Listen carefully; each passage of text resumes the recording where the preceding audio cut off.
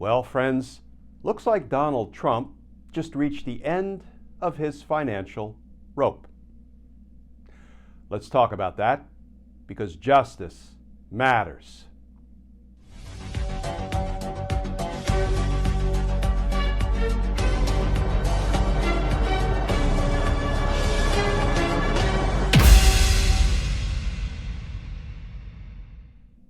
Hey all, Glenn Kirshner here. So friends, looks like on the financial front, Donald Trump is done. Let's start with the new reporting. This from NBC News. Headline, Trump has been unable to get bond for $464 million judgment, his lawyers say. And that article begins, former President Donald Trump has not been able to get a bond to secure the $464 million civil fraud judgment against him and his co-defendants, his lawyers said in a court filing Monday. Trump and his company need to post a bond for the full amount by next week in order to stop New York Attorney General Letitia James from being able to collect while he appeals. They've asked an appeals court to step in the meantime and said Monday that they have not had any success getting a bond. This quote from Trump's lawyers, quote, defendants' ongoing diligent efforts have proven that a bond in the judgment's full amount is a practical impossibility, the filing said. These diligent efforts have included approaching about 30 surety companies through 4 separate brokers. Now, let's go through just a little bit of today's court filing by Trump. And friends, full disclosure, we're going to have a little bit of fun with this one, because I think we deserve to have a little bit of fun anytime actual accountability comes for Donald Trump, as it now has on the financial front. So this court filing is titled Reply Memorandum of Law, and please put a pin in that word, law. Reply Memorandum of Law in further support of a stay pending appeal. So on page 1, Donald Trump and his lawyers say that a bond in the judgment's full amount is a practical impossibility. Let me add what goes unspoken there. Because Donald Trump is not as rich as he fraudulently claims he is. They then say that they've approached about 30 surety companies through 4 separate brokers. Let me complete the thought. None of whom would do bond business with Donald Trump because he's not as rich as he always falsely claims he is. And then, friends, on page 2, Donald Trump starts in again with his lies.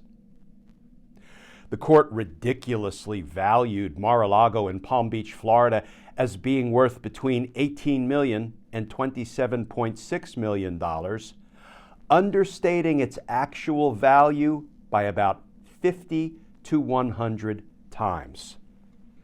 So friends, let's pause there and talk about that assertion for just a minute. In this case, in the case in which Donald Trump just filed this court pleading, he was found to have engaged in fraud by, among other things, grossly inflating, overestimating the value of his properties, his real estate holdings, his assets. And after expert witnesses testified in this case about the valuation of Mar-a-Lago, and they put it at between 18 million and 26, 27 million dollars. What does Donald Trump say? Even though he has lost, even though he has been found to have engaged in fraud, he says, oh, the court was being ridiculous. It's really worth 50 to 100 times that amount. Here's the thing, friends. If Mar-a-Lago was worth 50 to 100 times the amount that was estimated it was worth, insurance companies, sureties, would be beating down Donald Trump's door to do business with him. They couldn't offer up a bond quickly enough. Why? Because they make profit. They make like 2% of the entire judgment amount in profit. That's what they would charge Donald Trump if they issued the bond. So they would be making money from Donald Trump. But it's because he continues to lie. Even after he's lost this fraud case, he continues to lie about the value of his properties, of his assets. And that's why no insurance company, no surety, no bondsman will do business with him.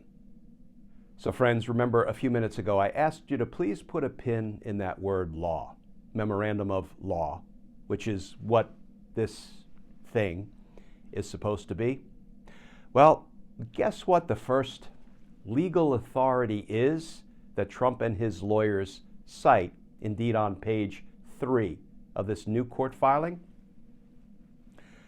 The $464 million penalty in this case has been aptly described as, quote, using a Hellfire missile to annihilate an alleged shoplifter.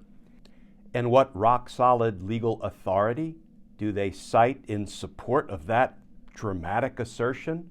You know, that this judgment is way out of line? Well, the editors of the Wall Street Journal. That's not legal authority. That's unbefitting of a court filing like this.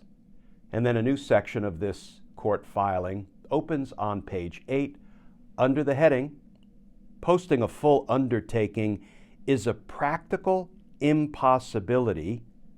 Let me fill in what goes unspoken. Because Donald Trump is not as rich as he always falsely claims to be. Trump and his attorneys have spent countless hours negotiating with one of the largest insurance companies in the world, only to learn that obtaining an appeal bond in the full amount of the judgment is not possible. You know why? Because Donald Trump isn't as rich as he always falsely claims to be. They then say that the amount of the judgment with interest exceeds $464 million, and very few bonding companies will consider a bond of anything approaching that magnitude. That is, when you're somebody with Donald Trump's financial circumstances, you know, not being as rich as you falsely claim you are. And then this is rich, pun intended, what Donald Trump then goes on to complain about. He says that in addition, sureties would likely charge bond premiums of approximately 2% per year, with 2 years in advance, an upfront cost of over $18 million. What goes unspoken is, and Donald Trump can't afford that. But he's not done complaining. He says that he doesn't want to be put in a position where he has to engage in a fire sale of his real estate holdings. Not just any old real estate holdings. Because, you know, he just doesn't want to sell off some of the world's most famous real estate holdings. Okay, friends, we're going to stop there. Now, there is more in this new court filing. If you want to read it, you can certainly look it up online. I wouldn't say I highly recommend it. Well, you know, unless you're a legal fiction fan. But isn't it cute the way Donald Trump thinks he still gets to set the terms? He said, look, I'm not going to be selling my properties at some fire sale just to discharge my legal obligation to pay this massive money judgment. Because, you know, have you seen my properties? He boasts about how it's some of the world's most famous real estate. And then he goes on to again overinflate the value of his property in Florida, Mar-a-Lago. And you know, friends, I can imagine New York Attorney General Letitia James just sitting back, biding her time, saying, go ahead, Donald, just keep making your arguments, keep trying to delay matters, keep filing your ridiculous little court pleadings, because in about 10 days now, I'm going to begin seizing your assets. You can almost envision Attorney General James adding, because justice matters. Friends, as always, please stay safe, please stay tuned, and I look forward to talking with you all again tomorrow.